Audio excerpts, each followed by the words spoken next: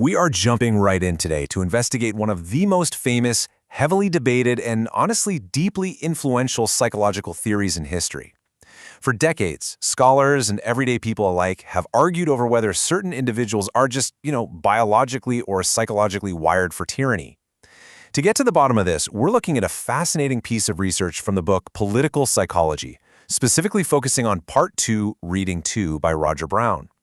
In this explainer, we're going to explore a topic that literally shook the foundations of social science when it dropped, the concept of the authoritarian personality. We'll look at exactly how this massive theory was built, and then, acting as scientific detectives alongside Roger Brown, we'll examine how it was carefully and systematically taken apart.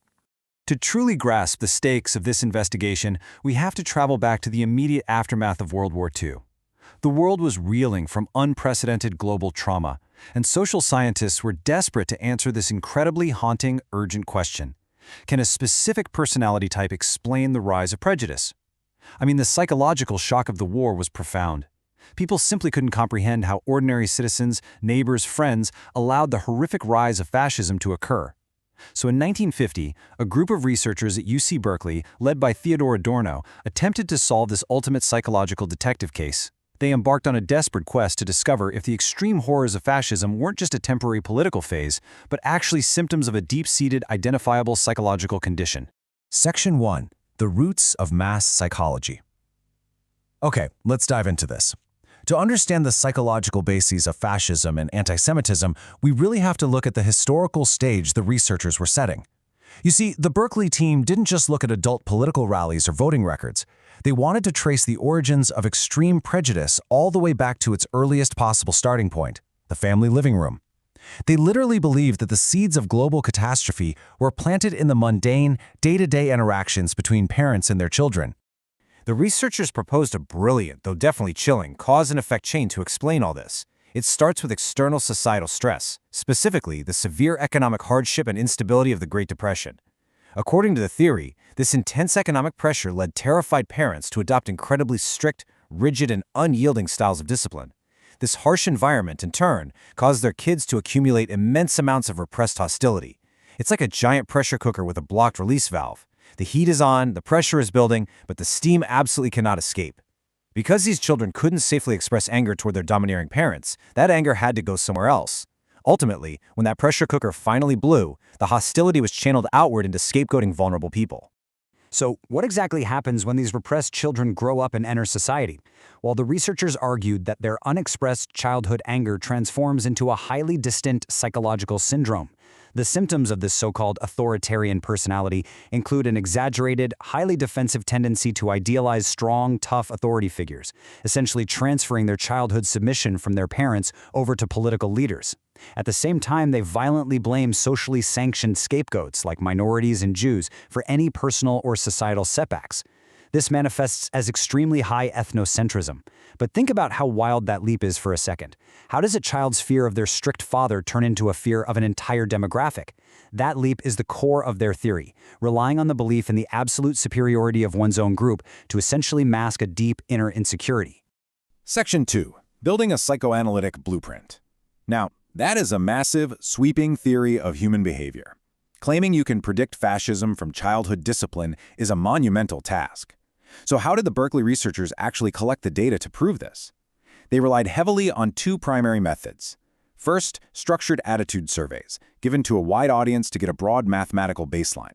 And second, deep, highly involved clinical interviews with a smaller subset of those subjects to really map out the hidden inner workings of their minds.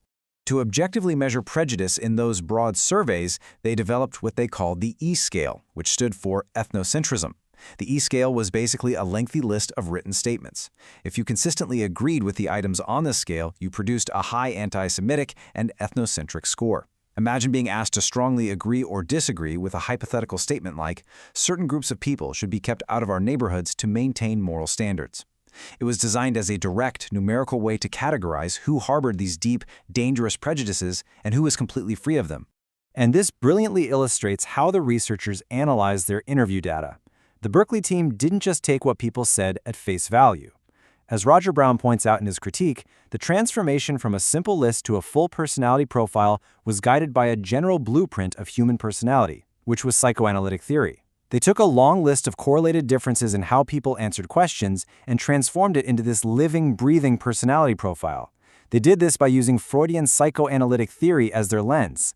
So they interpreted literal everyday statements as these dark revelations of unconscious wishes, adding dynamic psychological depth, things like repression, projection, and displacement, to their subjects' really simple survey answers.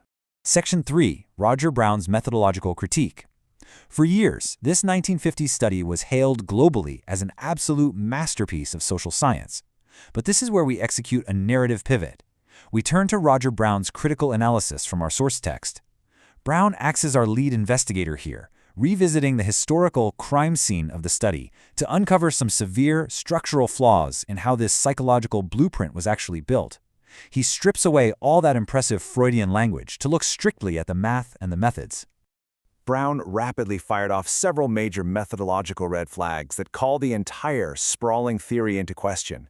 First up, the data relied heavily on retrospective memories, meaning they asked adults to accurately recall the precise disciplinary styles of their parents from decades prior. Second, he discovered there was a massive mechanical bias built directly into the E-scale survey itself. And third, and perhaps most devastatingly to the scientific integrity of the whole study, the researchers derived their coding categories after they had already examined all the data. Let's act as investigators ourselves for a minute and dismantle this blueprint piece by piece. Let's start with the E-scale. Brown points out a mechanical flaw called the agreement set. All of the items on the survey were written in a single direction to affirm an anti-Semitic or prejudiced opinion.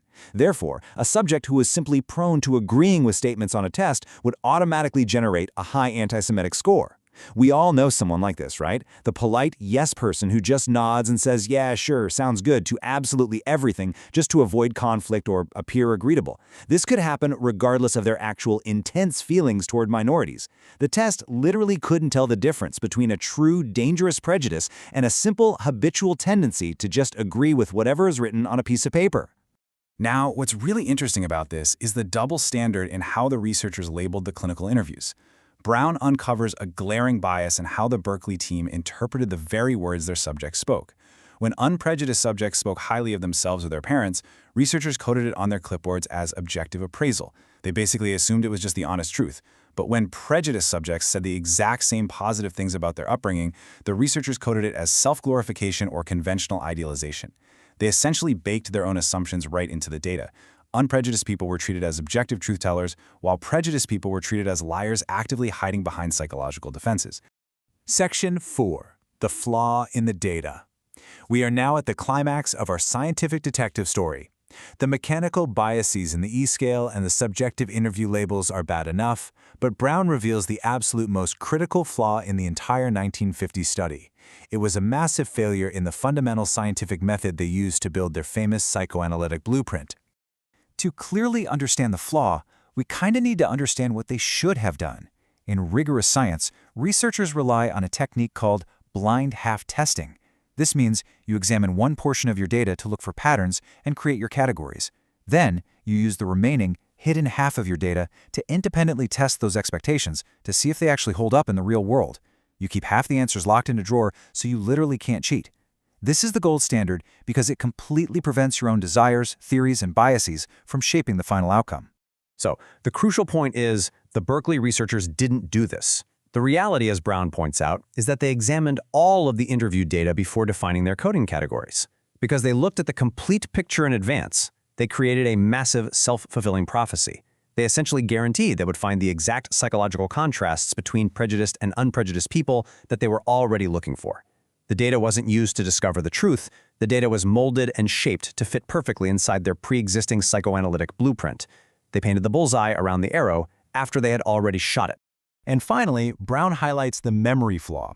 The entire core of the authoritarian personality theory, the grand idea that strict Great Depression-era parenting caused the syndrome, relied almost entirely on adult memories of their childhoods.